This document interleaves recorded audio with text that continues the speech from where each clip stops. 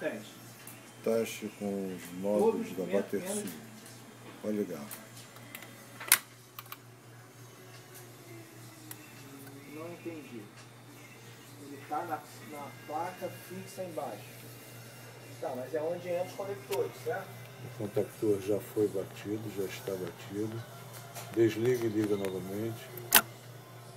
Liga novamente. Ligou. Já está posicionado o painel. Deixa eu colocar no Os módulos ele tem uma são os placa módulos que vieram da Batersul. fica presa embaixo. Isso. Essa, não, é a placa, foi uma placa de Agora vai ativar os fusíveis. deslocamento e bomba. Essa placa que está os fusíveis é onde entra os conectores, certo? Se você soltar os conectores,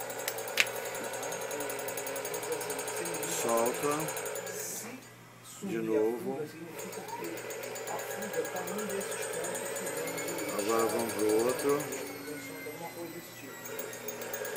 4 funções As 4 funções. e uma alavanca, e na alavanca adicional são 2.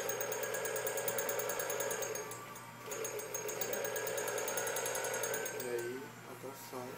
Agora a tração. Certo.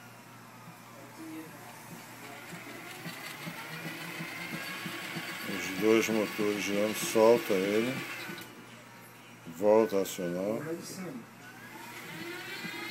De um lado, agora para o outro. Quando você está com a assistência, esses conectores todos, Faz alguma coisa. ele está para cima, tá? Então, enquanto ela está para cima,